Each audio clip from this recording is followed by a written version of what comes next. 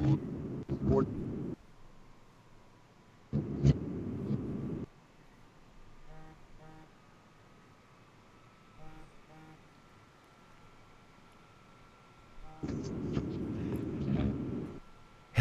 it's Celebrate Truth Radio, where we expose the world's lies and celebrate the truth every Saturday on Revolution Radio. I'm your host, Robbie Davidson. Join with me, as always, my awesome co-host, Pastor Nate Wolfe. How's it going, Pastor Nate? Hey, Robbie, it is going pretty well. It's been a little bit of a crazy week, of course, but can't complain. Well, I think we definitely need to get into that because it segues perfectly into our special guest this evening. For people that aren't aware, on Facebook, you had posted a message, I believe, at around 3 a.m. Maybe you can comment a little bit about briefly what was happening there. Yeah, man, that was it was really strange. It was a situation where I woke up in the middle of the night, and it was similar to what I experienced at the men's retreat in Montana a couple months ago. But I woke up not feeling well, and I was feeling just this heaviness, this sense of dread, and I was very anxious as well. And I'm normally not an anxious person. I don't have anxiety attacks or anything like that. And I recognized right away that, okay, I'm having some physical symptoms. I felt my face was flushed, my neck and my head, my forehead, the base of my neck was really hot. And I just couldn't shake that feeling. And so I figured, man, this must be a spiritual attack. But it was so strong. I mean, it was stronger than the one I experienced in Indiana. In Indiana, I had prayed for about 15, 20 minutes. I was by myself in my room, and it seemed to dissipate, within 15 minutes or so. And within 20 minutes, I was, back to sleep almost. And what happened just a few nights ago was stronger than that, and it seemed to linger on. And after about 10 or 15 minutes of prayer, I was feeling literally like I was on the edge of passing out. Like I felt like that the whole time. Wow. I felt like any moment I could pass out. And I knew it wasn't just a medical situation because of the other feelings that I was having. Mm-hmm. That was certainly a spiritual component to it. Well, I didn't look at the clock immediately, but about 20 or 30 minutes in, I did look at the clock, and it was about 3:30. So I'm thinking, man, it must have been around 3 a.m. again when I woke up. But I actually woke my wife, and she initially, she was kind of, in a stupor because she had been asleep for a few hours. And I woke her up because I was really concerned. And I just said, hey, I need you to start praying. So she began to pray. And then she said, do you want me to read some scripture? And I said, yes. So she started reading from the Psalms for me.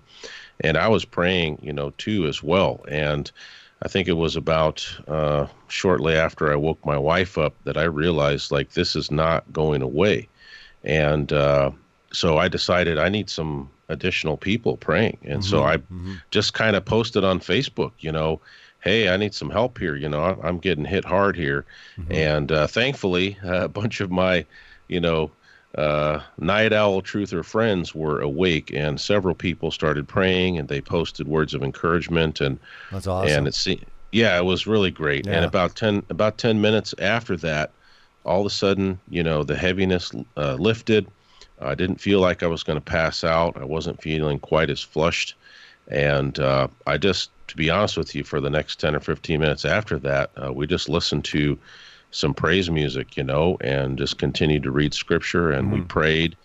And then finally I was able to settle things down and try to get some sleep. But I have to tell you, Robbie, that was probably the strongest spiritual attack I have ever felt in my life. You were saying that. Yeah, you were saying that. And I was thinking, not that I'm a superstitious person, but I'm thinking, man, I must have woke up again around 3 a.m.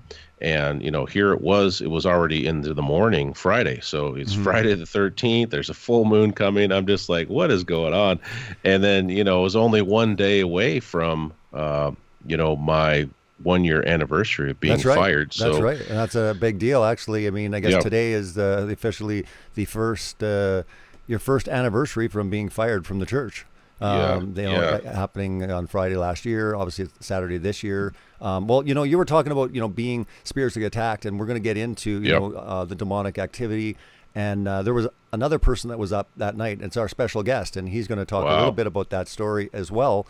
Just a fabulous researcher. It's been a privilege getting to know him, becoming friends, and it's just a real honor to have him on tonight. And hopefully he'll be able to share, his story and get into some really incredible research that he's been looking into in hour two. So, Ian Chadwick, are you there? I think he's there. You got to unmute. Maybe I lulled him to sleep. Yep. There he is. Here I am. How you doing, Ian? I'm good. It's nice to be on with you guys. Yeah, Awesome. It's really great to have you as well. So, I mean, obviously before the show, we were talking a little bit, and then you just mentioned when I brought up what was going on with Pastor Nate, you said the very same night you were experiencing a spiritual attack that you had brought up with your wife. Maybe you can explain that. Wow.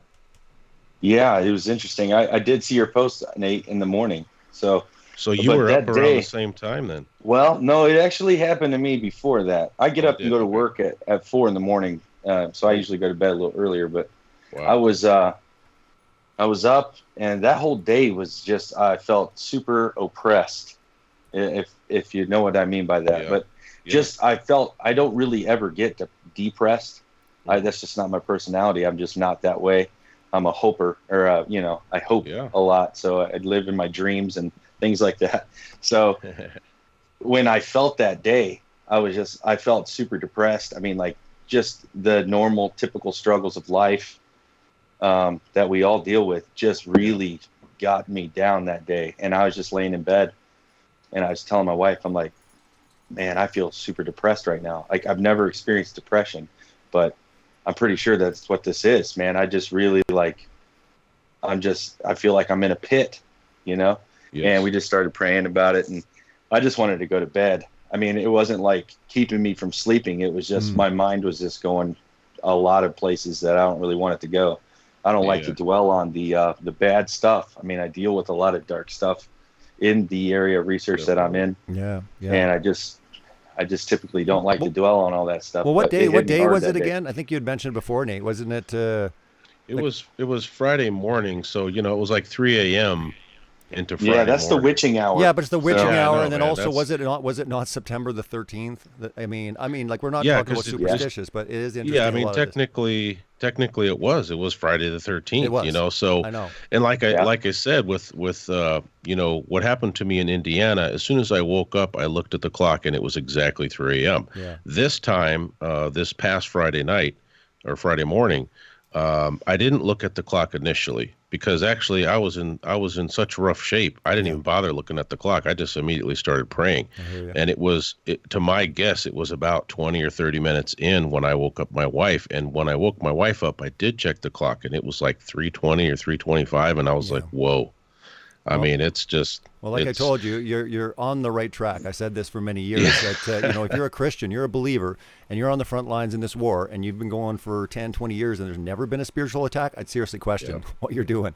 I think it's normal, when it comes to believers, that they're all targets, but then there's certain people that are selected as bullseyes, and we can talk a little bit more about that as we continue on, getting into who Ian Chadwick is. For the audience, Ian, maybe you could explain a little bit about your story, your testimony. We love to hear testimonies, definitely hearing the power of God and how you've been transformed. Maybe you could kind of share just from the beginning, because hour one, I'd like to kind of just focus more on you personally, your story, even your encounters with spiritual warfare through this entire journey.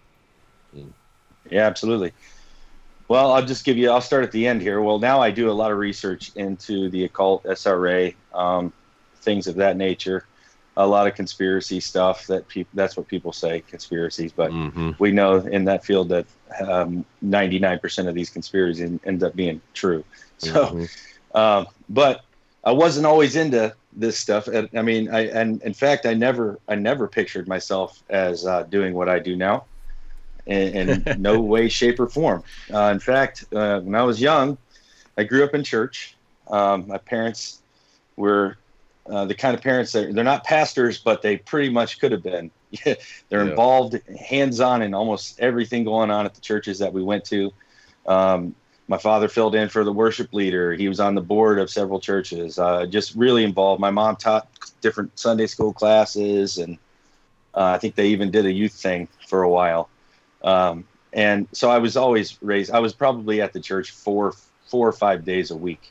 Oh, wow. And so that's just how I grew up. And going through that, I think I didn't really even, I guess I was in a bubble. And when I look back now, just a Christian kid bubble, that you don't know anything other than that. You haven't really experienced a whole lot of worldly things. You don't have any time. My parents were pretty strict on a lot of things. I was homeschooled for most of my life. I went to, I think, junior high, and then went back to homeschool, which I really appreciate. I feel like that is the biggest key to where I got to. I understood going through the homeschool process, and my parents being the teachers, they taught me how to use critical thinking and really fostered that. So I didn't realize at the time how useful that was, or that would be, and how far, away from that, the average American, I'll just say that. I feel like nobody uses critical thinking skills anymore, and they don't teach them. And I mean, half the people you talk to don't even know what that means. It's really sad. But as I was growing up, I was going to a smaller church before I was 13, 14, youth group age.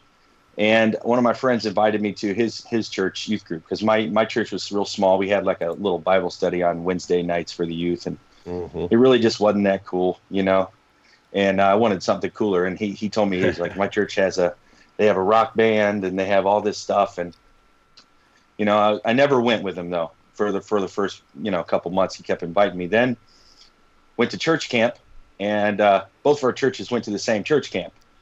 And it just so happened that there was a evangelist there by the name of Jeff Grinnell, and he really was like the first preacher that ever spoke directly to me where I was. And it really snapped me out of it and made me start to question a lot of things. And so I come home, and I think every church kid is on fire for like the next week after youth camp, Yeah, and sure. So I was on fire, and I was talking to my parents about all this stuff. And then my friend mentions to me, like, hey, he invites me back to this church again. He's like, you should come. And he's like, you remember the guy that was a speaker? He just took the youth pastor job at our church.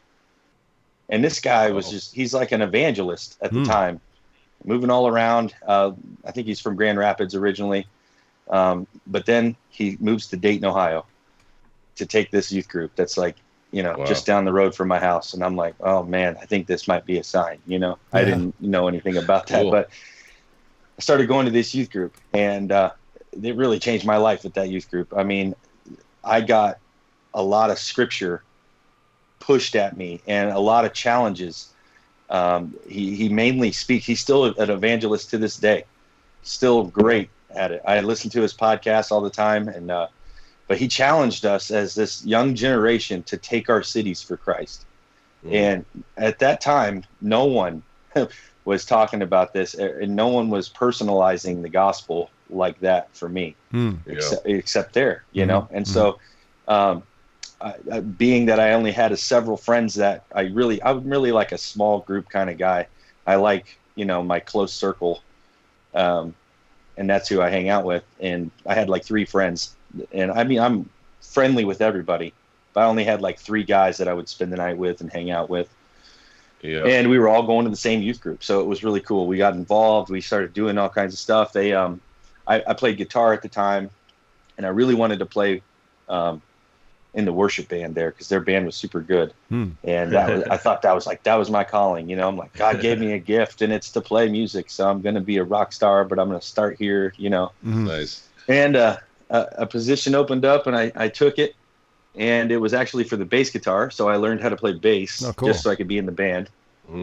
And that opened so many doors for me. I mean, not only was this guy an evangelist, but he was also a worship leader, and we put out a couple live CDs. Our youth group did back in the 90s, Oh wow. late 90s. So it was like no one was doing that. Yeah. Oh yeah. It was cool, man. We were like, oh, you recording a live CD. You know? Yeah. Very cool. And now everybody's doing it, but back then it was super cool. So I got to be a part of that, and I got to meet a lot of people, and just continued in the band, man. And then moved on until I graduated high school. I was still helping out and playing. Then I decided, I was a little punk rocker, man. And I'm like, I'm going to go, and I wanted to work for Tooth and Nail Records. So I'm like, I'm going to go be an audio engineer, and I'm going to work in A&R for a record label. And that's what I'm going to do. And I didn't really pray about it. I figured, God was cool with that. Yeah. So that's what I went for, man. And I went to audio engineering school at a high school, and started doing that. Still playing in a worship band, and when I was back and stuff like that, and had a little side gig. I was playing in a band called Under the Oak, and we were like a little acoustic rock band. We actually opened up for, Jeff Deo. I do. Yeah, I got the CDs. Yeah. When he left Sonic Flood, and he started Worship City. Yep. I remember. We opened up at the first show. Very cool. So it was pretty sweet. I was on, Man, Sonic Flood was just 9. insane, man. I was working Christian retail at the time when their debut album came out, and I mean, it just sold off the shelf. Like I couldn't stock it fast enough. Oh yeah, man! They were like was hot. Those guys and Delirious. We couldn't wait for them to come over. Yeah, I was actually I was the first one to import King of Fools into Canada before it even hit in the United States. Before they signed with Virgin, they had their label, their own label in the UK. But anyways, we'll talk another time about Delirious. I'm a huge D fan. Shut it down, Robbie. That's right. Yeah. I love those guys, man. That was really cool. And it was really cool, because like. My youth pastor knew all these guys. Yeah. And that was super weird. It was like, these guys? He's like, yeah. Someone in the chat's like Tooth and Nail, MXPX. Yeah. Way back. Oh yeah, that was me, man. Times. MXPX. Nice. Yeah. Nice. Very cool. Bremerton. Yeah, I was all wearing the shirts every day. They're all dirty. I just brush them off and put them back on. Nice, man. So basically you're wanting to work at Tooth and Nail. It's all about music. You're in a band. Continue on. Yeah. So then we go, and I'm still in school, and I'm about done. I'm like about 2 months away from graduating from this audio engineering, and I'll have trade school degree for audio engineering and video production. And after that, my plan was to while I was in school, I lived in a home and in a house, like a frat house type thing, with 9 guys, and it was really cool. Just like a Take on the World. Yeah, exactly. Yeah. It was exactly like that. It was a little bigger house. It was a bigger house. We didn't have bunk beds or anything. But everybody there was in the same field. So it was kind of like Take on the World. Cool. Everybody's there. They got common interests, and we'd stay up super late and rock out all the time and just talk about stuff and plan our lives after the graduation, what we're going to do. And like a bunch of us were like, one of our friends, his mom owned like the Bluebird Cafe down there in Nashville. So he's like, let's just buy a big van or a bus or something and live in it, and we'll go down there and we'll play shows. And I'm on board with that. I have a girlfriend at the time. She's not on board with that really, because it doesn't sound that cool for her. Right. Yeah. So anyways, but I'm like, whatever. And so I go back home about 2 months before I'm about to graduate here. And my girlfriend, she's a couple years older than me. We met in youth group. She was actually the secretary for the youth group, or the college secretary, or whatever. I don't even remember what the title was at the church. And so we go back, and she tells me that she's pregnant. And I'm like, oh no. So then... Oh, it shut everything down, man. Because I'm like, in the background, that doesn't sound good. That's good time. Yeah, it wasn't, dude. I mean, that's exactly what happened in my head. I was like, that's a dark cloud over the youth group there. Oh yeah. Well, I was out of the youth group, but I was thinking like, yeah, she's the secretary for the that part of the thing there, youth pastor secretary, and I'm involved in the youth group heavily, and but it was like, well, and the sad part is, there's a lot of kids like this. I would say a majority of kids are doing this stuff, and and the church really doesn't talk about it like it should. And when it happened to me, I had a choice to make. I was like, okay, I guess I'm not going to Nashville. She doesn't want to go. She wants to be close to her parents, and so that's what's going to happen. And I'm going to have to get a real job because I'm in Dayton, Ohio, man. I mean, it's not like there's all these audio engineering jobs everywhere. Sure. And usually in that field, you're making bare minimum, and you're doing apprenticeship and stuff like that, trying to work 60, 80 hours a week just to try to get experience. And that wasn't going to happen for me. So it really was like my first hurdle that I had to hit. Right. And I did want to be a dad. I had no thought of ever not being a dad. Sure. So I just didn't plan it like that, in my mind. But I went to my parents and we told them, and my parents happened to tell me, they're like, yeah, well, this is how much of I was just in my own world all the time. They're like, yeah, that happened to us with you. Wow. And I'm like, what? And they're like, son, you were born in May and we got married in December. And I'm like, I never even thought about it. I've never even thought about it. Yeah. It's like, fair enough. What? Yeah. So, I mean, they coached us through it. They were like, you're going to have to man up, and this is kind of, this is not ideal, but you can do it. And we were really young when we did it. It's going to be really tough. You're going to have to, buckle down and make it a priority. So that's what I did, man. I went and got jobs, and I worked, and we bought a house, and we lived together. And after we were married, we got married real quick. We wanted to make sure we were married before we had a kid. And we were guided by our church to do that. So, and looking back, it was kind of like, I get it.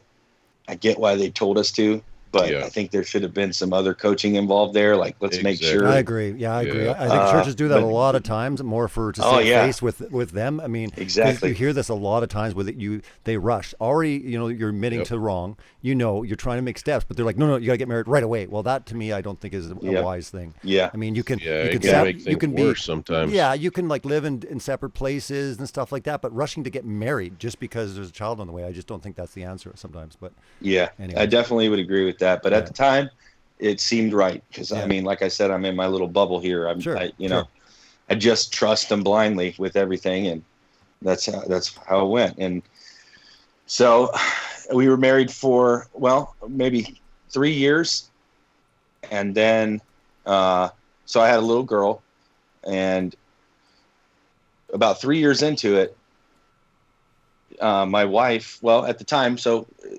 during the 3 years that we got married, I stayed at that church we were going to, and I began to lead worship in the main church. I was one of the rotating worship leaders, and not on staff or anything like that.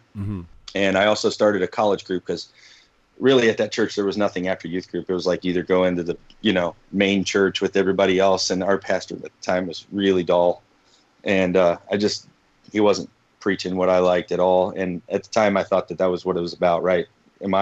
Is he preaching to me every week and all that stuff? And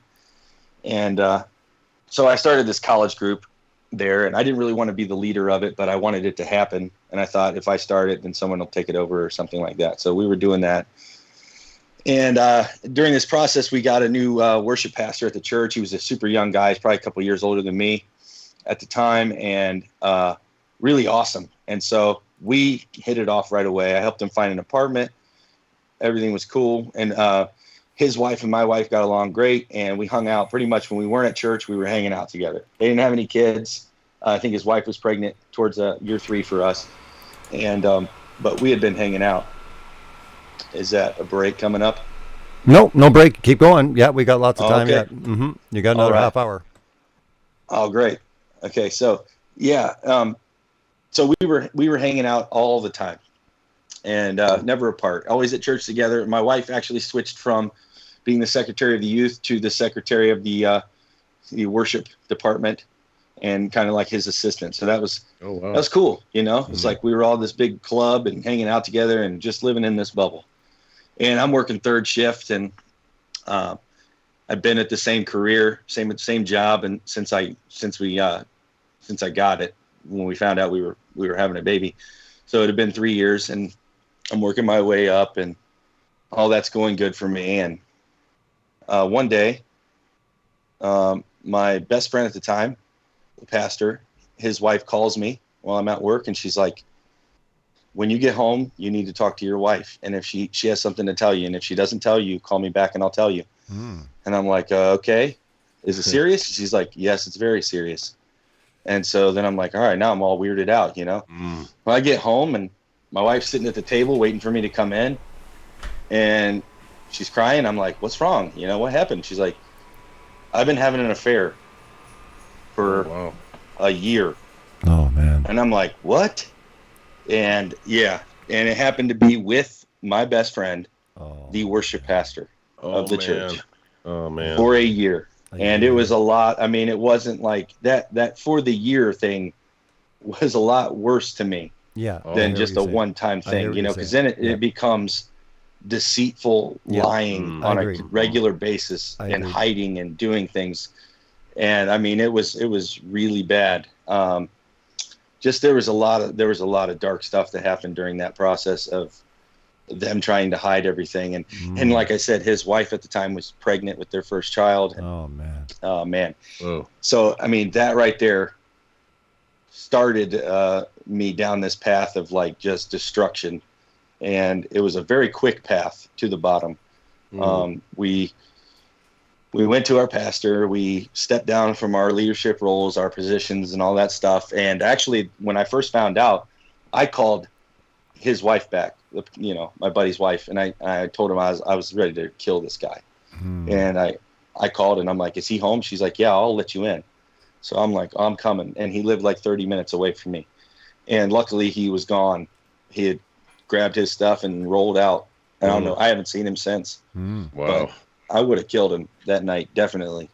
And I'm glad he was gone. Wow. But, you know, the funny thing is my parents stayed in contact with him the whole time. And I couldn't understand it at the time. I was so mad about that. But they were like, you know what? He's our friend and you're our son. And he made a mistake, you know. But we're not willing to like just destroy relationships over this, you know. Like we can forgive and we can move through this. And man, I didn't even want to hear that for a while. And so I was just kind of bitter towards my parents there a little bit. And we decided to stay at the church we were at and try to work through it. I mean, I even went up on the stage.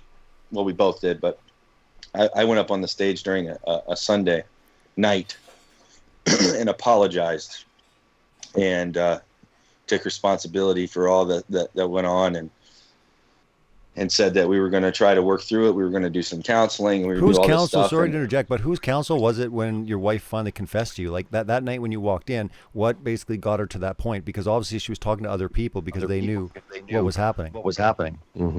Actually, no one knew. Only my best friend's wife found out about the affair and confronted him. He confessed it. Then she confronted my wife at the church and said, if you don't tell your husband, then I'm going to. We got an echo here. One sec here before we continue on. I think we got a problem with the audio. Just one sec here. I'm not sure why there's the echo, but there's an echo. That's too bad. Yeah, now we got sound, but we got sound twice. We got sound twice, so I'm not sure if they're at the studio working on it or they can hear this, but we definitely have. The echo might be gone now. That's better. Great. Let's continue on. Sorry about that, Ian. Awesome. I just didn't want you to continue on with your story. Problem. People would hear the echo and it would drive people crazy, including me. It was driving me crazy. Yeah. So this is a crazy story. I mean, it's all true and it's serious. But the question was, how did she get to a point after that year? Like, how did she come to repent and confess to you? What was that propelled her to do that? I think that she got caught. Okay. Honestly. Okay. That's it. So it was the wife of the worship pastor that caught him. Yeah. Okay. Yeah, gotcha. she caught him. Gotcha. And the thing is, like during the year leading up to that, I had thought in my head that something was weird. Like they were a little bit too friendly. Sure. It wasn't like, I just thought it was a little bit, but then I thought, because they would have like inside jokes and stuff like that going on. And I chalked it up to, she would say, oh, it's just something from work, right? And I'm like, okay, yeah, I mean, they work at church together. You know what I mean? Yeah. What are they doing? And I just assumed that it was. They're with each other all the time. Of course, there's going to be different jokes. I joked with my friends at work too. Sure. My wife has no clue about what I talk about there, you know? Sure. So I just kind of talked it out of my head every single time. And then when the confession came, all those thoughts came back, and it was like, you idiot, you know, like, what in the world? How could you not know this for a year? That was so humiliating to me. More than the affair was just like, how did I not even see this? Or, you know what I mean? Oh, sure. And, it was horrible. So, and at the time, it was like getting punched in the gut, you know, just multiple times. And, and of course, now you're feeling bad about yourself. You're punching yourself going, man, how did I not know? But so I would imagine continue on with this story. You talked about this downward spiral, but was there an anger towards God even within this story? Just because it was attached to church and people, or did you kind of disassociate God with the people's actions? I definitely disassociated God with the people's actions. Okay. I blamed only the people. But to me, at the time, it destroyed my foundation, because at the time I had the church as the foundation and the people as the foundation, and not God. You know. Did you have like distrust with church? Sorry, I should maybe rephrased it. What I meant absolutely. Was, were you bitter towards the entire church? Yes. Okay. And throughout the process, it made it worse, because I you know, one of the things I told you, I went up on the stage and I apologized and things like that. And I said, we're going to work this out. I'm going to take, you know, responsibility, and we're going to fix this. We're going to crisis counseling. We're going to do this. We're going to do whatever it takes. Yeah. And people were patting me on the back after church and being like, you're a better man than me, and stuff like that, you know? And I'm thinking like, what? You know, like in my mind, I thought the church people would be like, you know what? Praise God. We're going to come alongside you. We want to pray with you. We want to be a part of this process. Is there anything we can do for you? Can we, you know what I mean? Do you have a babysitter, or what do you need from me? You know, none of that. It was just these sad looks like, you're an idiot. You know, what are you doing? I'd roll out in a heartbeat, you know, and just, I'm getting it from, you know, half the congregation. My pastor is not really saying it, but I can tell from his voice, like he refused to counsel us because he said he was hurt so bad. But I mean, I didn't necessarily want counsel from him, but for him to come out and say, I'm hurt so bad that I can't even talk to you guys right now.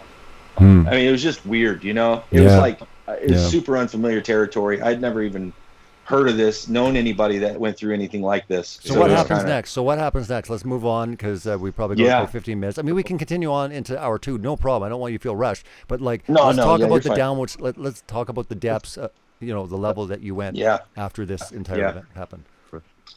Yeah. So, man, for that year was just unbearable for me, man. I was just crying a lot. I mean, I was at work crying for like a week. People thought I was like, they were like, man, this dude's on drugs, or something's wrong with him, man. Like, nobody cries this much, you know. I couldn't help it. I was just destroyed inside.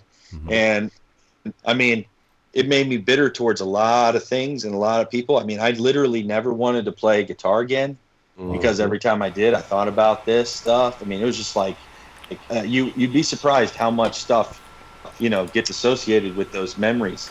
Sure. And you just don't want to do it anymore. And I mean, that was, at that point, that was my life. Well, he was a worship leader, so I would imagine he played the guitar. Yeah.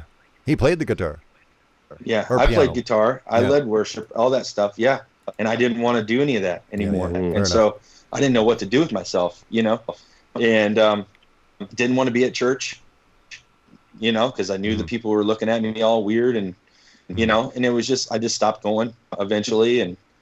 And my wife for sure didn't want to be there. And, but man, I was just like, I sunk down into some deep depression, and I didn't know what to do. And God was the only person. I was like, I don't have any friends to go to. Nobody knew what to tell me. My parents, they just said, we're praying for you, you know, seek God, go to God, you know. And I mean, I remember the year was super hard. And at one point, I remember being, I had left the house. I was staying at my parents' house because we were just having problems. And I remember crawling over into the corner of my bedroom because I had cried like most of the night, and it was in the middle of the night. And I just couldn't stop crying. And I'm just sitting there in a corner, and I felt like I should kill myself. I mean, I was hopeless, and I was like, you know, I'm crying because I'm like, I can't believe I'm even thinking about this, you know.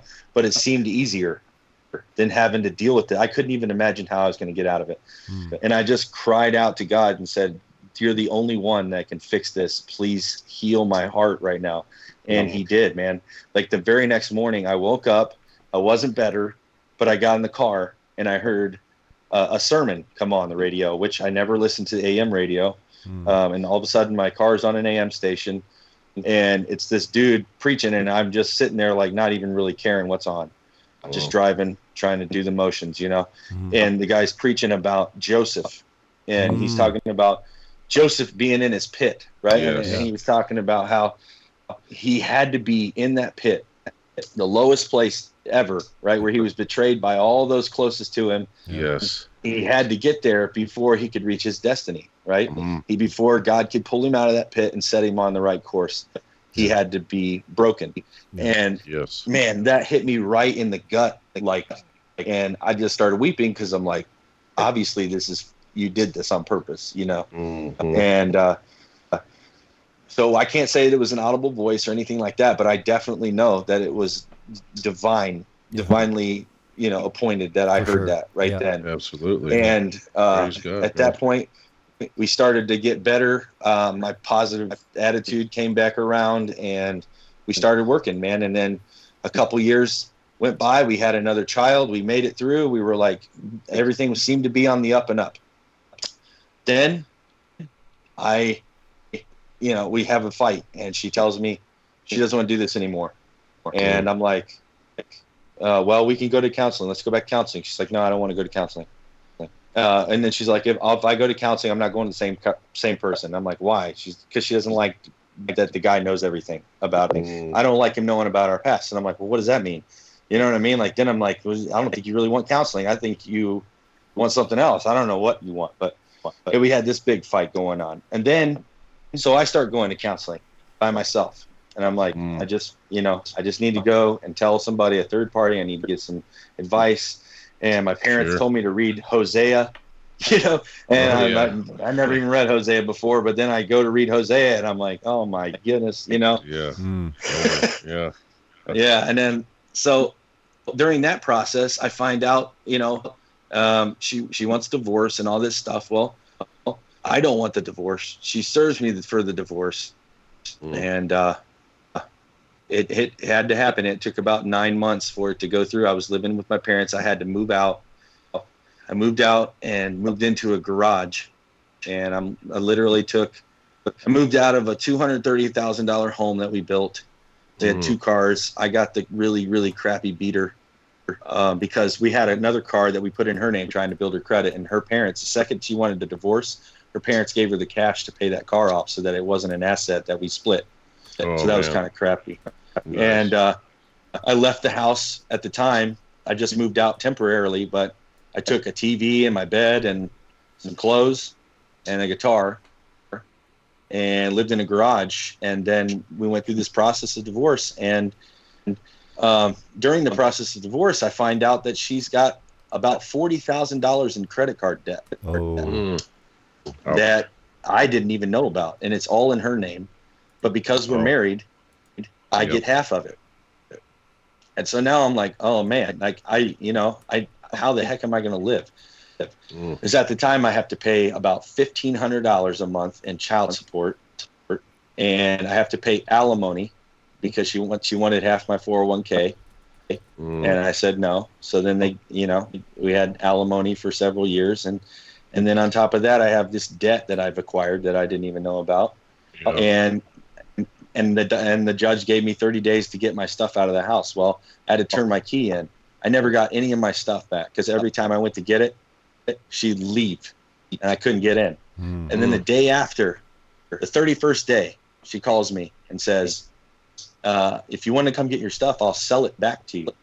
Ooh, wow. Yeah. I mean, Ouch. I honestly, she's not the same person that she was, man. I maybe went the upward direction. She went downward spiral and turned into a whole nother person. And then looking back, I really don't understand what in the world happened there. It's it's unbelievable, the difference. And so we've been battling that for a while. We got divorced in 2011, and I had 2 kids at the time, 2 little girls. And I had to start over, man. I started over in some deep, deep debt and living in a garage. I didn't get custody of my kids because I didn't have a place to stay. Yeah. Obviously, they can't come live with me in my garage. And I didn't have enough money left over in my checks. Literally, I was living on $60 a week is all I had left. And same job that I had all that other stuff with. And that really sucked, going to work and doing the same thing you've been doing and being successful, and then now you're living on $60 a week and you're bumming lunch money from your parents and gas money, and you can't. I didn't see my kids for probably she held them from me for probably 5 months, 6 months, and I lived about 10 minutes from her. Just never gave me visitation at all. I had to go and get that court ordered just because the spite that she was just really spiteful. And so I mean, after that I didn't know really what to do. I just wasn't going to church. I wasn't doing none of that stuff at all. I kind of was just I was kind of just gave up on all that. I was just learning online, listening to stuff, and I just wanted nothing to do with the church system.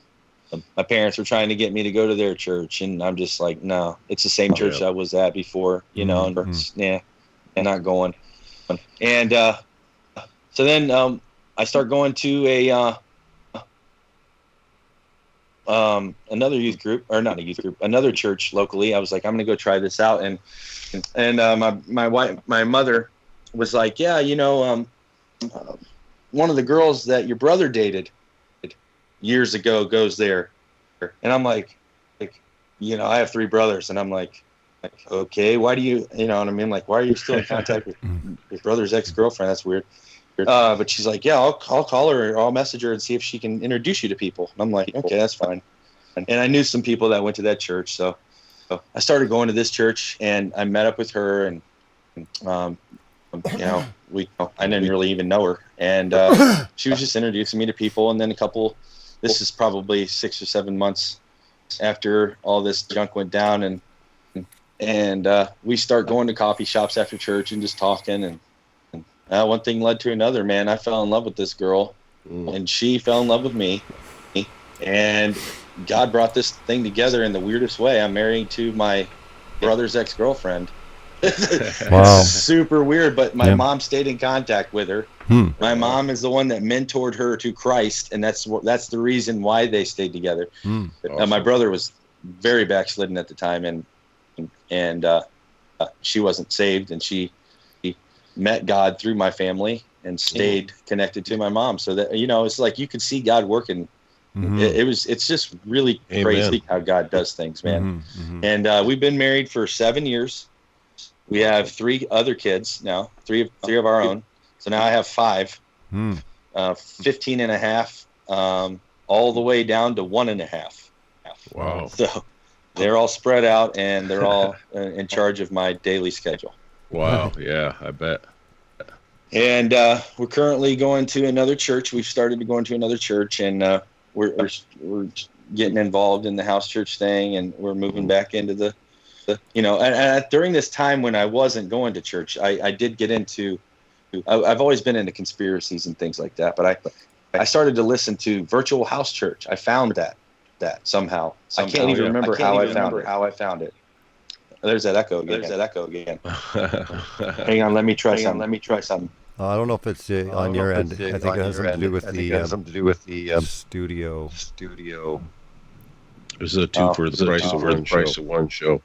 That's right. Yeah, that's right. Yeah. I think it's gone now. Oh no, it's back. Yeah, but I started listening to virtual house church. Just do it twice. Yeah. It's twice for the money. Oh, right. I think it's actually with the. I think it's with the studio tonight. We're adjusting something. And Yeah, maybe we can message the studio dude. Well, Echo. yeah, it usually just kind of goes away. Hey, Hopefully we'll get it fixed. You're gonna. Yeah. Everyone can just kind of hang out. They're listening. The chat room on YouTube. Get some good entertainment tonight.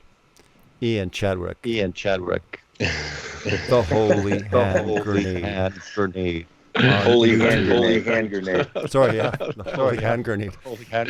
This is like a WCW match. Yeah. And in this ring. Yeah, it's like. And in this corner. Snap it to a Slim Jim. Slim Jim. Yeah. Now you're saying the echo. Yeah, just say echo.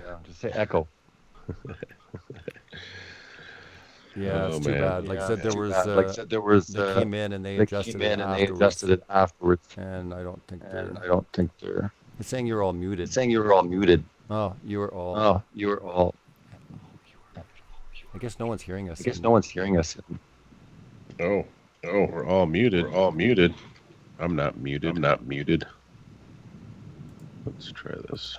That's weird. It is weird. I'll ask in the chat. No, we're all fine. It's not muted. It just keeps echoing. Let's see. I think he's working on it right now. Yeah, so we'll just hang tight for a minute. We'll be going to break here in about 6-7 minutes. Yeah, we're going to be doing a break here right away. Yeah, that's cool. I can come back in and talk about how I actually got into this research. Yeah, that'd be good. But I still hear the rest of the story. Were you done the story? Yeah, this story's about to go right where second hour would go. So. All right.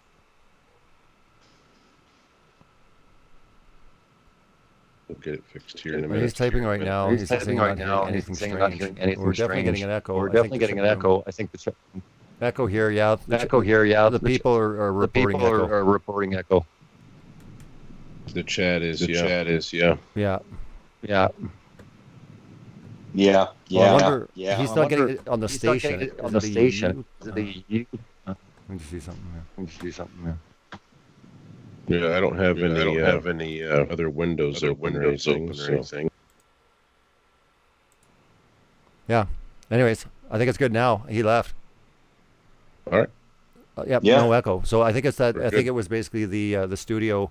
Having the sound turned on for us. I think so. We'll talk about it after the show. Kind of sorry, glitch. I'm really sorry. I apologize for that. Everyone listening in, just technical issues. Sometimes it happens, and we move forward. So, Ian, real quick before the break, mention where people can find you, and we'll have a bit more time here just to kind of continue on into the second hour.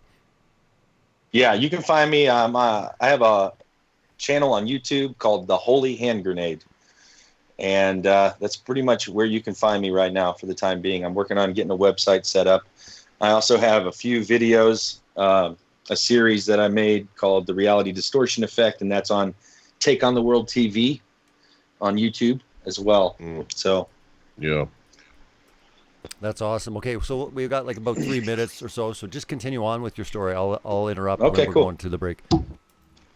Okay, cool. Yeah. So during the process of me being divorced, before I got remarried, we'll go back to that.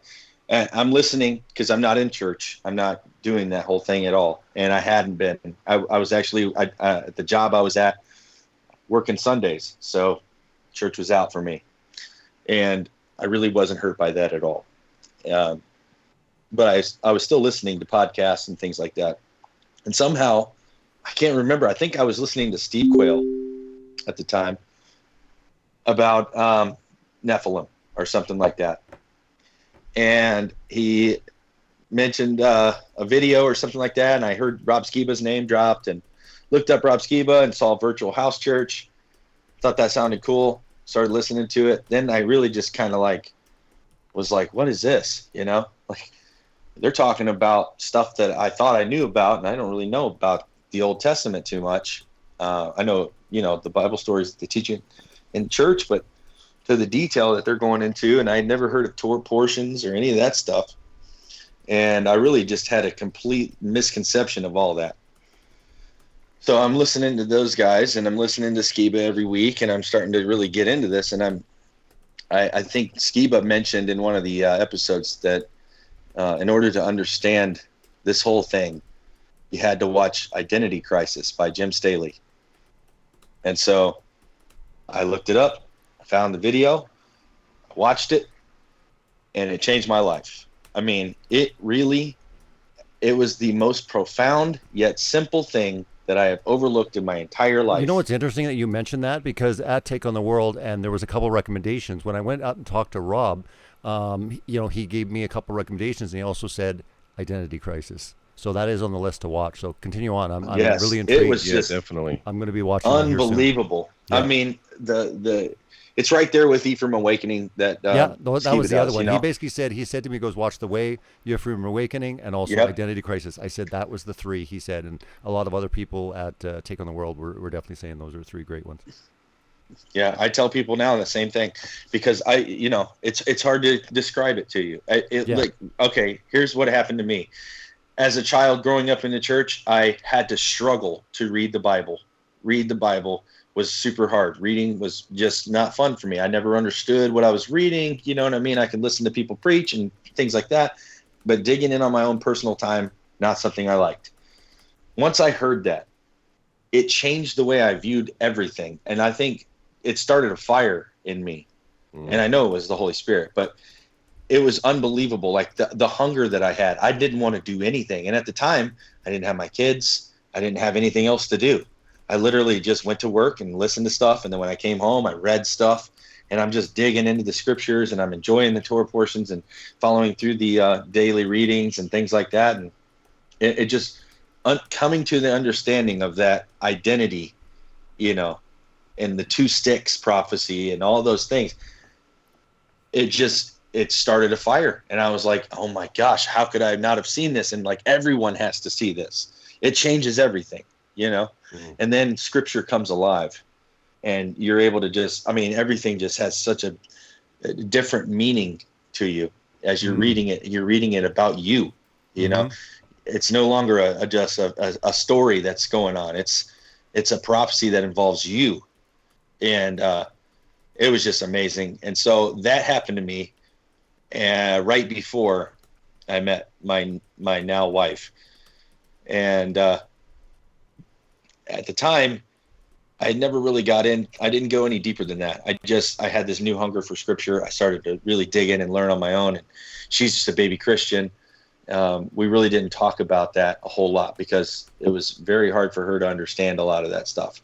We were going to church still, and when we got together, and we were just doing that thing. But on the side, now all of my research has gone this other direction. You know, now I've got this whole other frame of reference now for the scriptures, and I'm able to tie all these conspiracies that I've been following. As before that, I was listening to all the secular guys, you know, with the alien stuff, and you know, I never wanted to contact an alien, but I thought that stuff was super cool, and I was just really into that, and hey, we really into the Nazi right now. history. We're going to the break or whatever, but I just wanted to say, let's get into it in the second hour. Everyone tuning in, we'll be right back after these messages. Don't go anywhere.